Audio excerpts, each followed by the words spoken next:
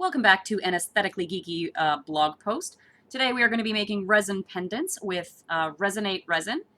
What I do is I buy blanks from AliExpress or China for my pendants, and then on my silhouette cutter I can cut out pieces of vinyl. I just cut strips of the vinyl and I make the design. In this case it's the Among Us characters, which is a phenomenal multiplayer game where there's two imposters or multiple imposters on a ship, and the crewmates have to discover who it is.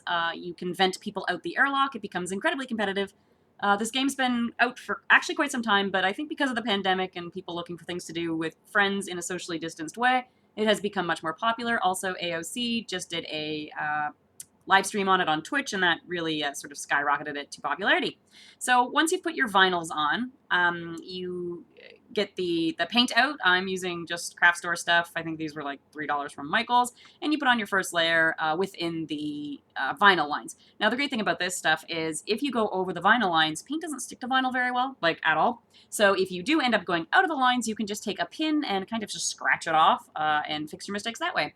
In this case, I'm using a pearlescent medium to make it the visor really shine. And then I'm just going to set it aside to dry and do a whole bunch more, because when you're working with resin, you want to do it in large batches because it's harder to get the economies of scale right if you're mixing it in very small amounts. Which then, if you don't get it exactly right and weigh it out, then your resin may not cure properly. That's the problem with working with resin.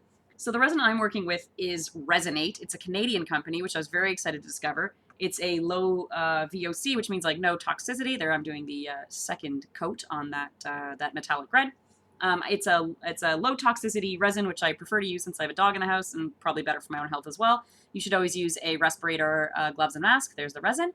What I do is I don't 100% measure it. You should, but I don't have a digital scale, so I can't be bothered. So what I did was I bought pumps that are supposed to measure out equal pumps. They're actually for like cappuccino flavorings, so that's what I use. Mix it incredibly well, and this stuff is great about not bubbling, so you don't have to worry too much about like how you're stirring it. What I'm doing here is just pouring a little bit of that resin out into each of the pendant blanks. And I don't need to necessarily distribute it perfectly because I'm going to go back with a popsicle stick and sort of move it around. I don't show you pouring every single one because I think you get the idea. But what's wonderful is like this stuff, the paint doesn't really move around. This is just going to give this beautiful clear coat. And I see you've spilled on my table there. It's great.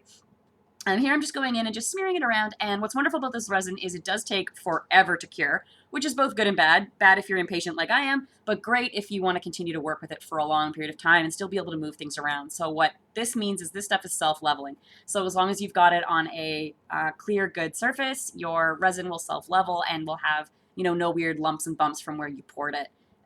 If you wanted to get some more like structural use out of your resin, you would wait for it to cure. Here's the final product. They are beautiful. They are glistening. They've got sparkles in the background. That's a mica pigment background that I've used. And then each of these has that clear finish. It's very hard. You can use it as a keychain. It's incredibly durable. It won't scratch up too much. I've had great luck with this resin. Glad to buy it from a Canadian supplier. And yeah, I hope you enjoyed sort of seeing this behind the scenes of resin making pendants. All right. Have a good one.